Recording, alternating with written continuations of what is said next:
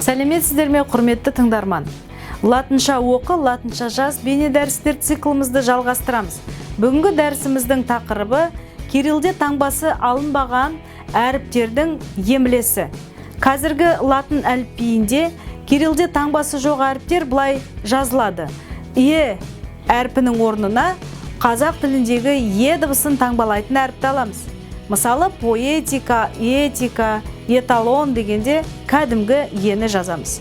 Сол сияқты йо әрпінің орнына қазақ тіліндегі ө дыбысының таңбасын аламыз. Яғни актер, режиссер, дублер болып ө әрпімен жазылады. Демек, бұл сөздерге жалғау жалғанғанда тек қана жіңішке тембрдегі жалғауларды жалғаймыз. Ш, яғни құйрықты ш әрпінің орнына қазақ тіліндегі ш әрпін жазамыз.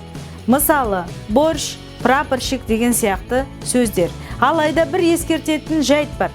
Қазақ тілінде осы құйрықты ш мен жазылатын өзінің төл үш сөзі ғана бар. Ол ащы, кешше және тұщы. Бұл сөздерді жазғанда екі шыны қатар таңбалайтын боламыз.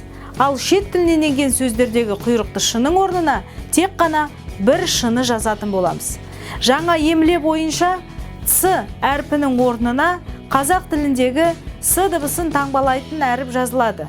Яғни цирк, конституция, циркуль деп жазамыз. Болашақта бәлкім оны дәл осылай мен дыбыстағандай айтатын болармыз.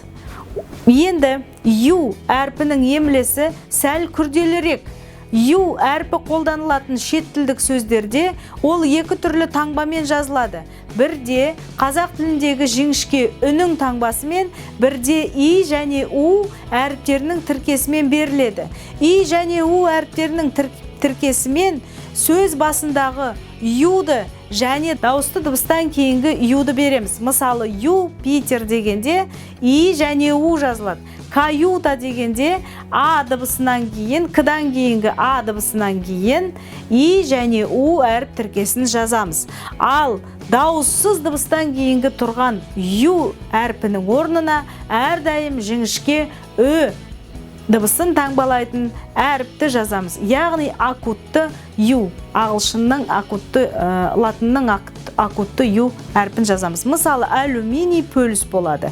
Яның да таңбалануы юға ұқсас. Сөздің басында және дауысты дыбыстан кейін я әрпінің орнына екі әріпті жазамыз. И және аны жазамыз. Мысалы, ялта, соя деген сөздерді қараңыз. Ялта, соя деген сөздерде я әрпінің орнына екі әріптің тіркесі таңбаланады. Алайда дауыссыз дыбыстан кейін келетін я әрпінің орнына әрдайым қазақ тіліндегі жіңішке ә дыбысының таңбасын қойып жазамыз. Мысалы, наряд, заряд, снаряд. Бұл жерде қатты ескерте кететін жайт, ю да, я да шет тілінен енген сөздердің құрамында әсіресе дауыссыз дыбыстан кейін өте жиі қолданылады екен. Соны ескере отырып, біз емле ережесінде дауыссыз дыбыстан кейінгі я мен юды төл дыбыстық жүйемізге сәйкес егеруді ұсынғанын, ғалымдардың солай ұсынғанын байқаймыз. Енді жіңішкелік белгісі тұрған буындағы дауысты дыбыстардың барлығын қазақ тіліндегі жіңішке дауысты дыбыстың таңбасымен жазып сызамыз. Мысалы, альбом дегенде жіңішкелік белгісі аль бірінші буында тұрғандықтан, ондағы дауысты дыбысты жіңішке дауысты дыбыстың таңбасына алмастырамыз. Яғни ә дыбысының таңбасымен жазамыз.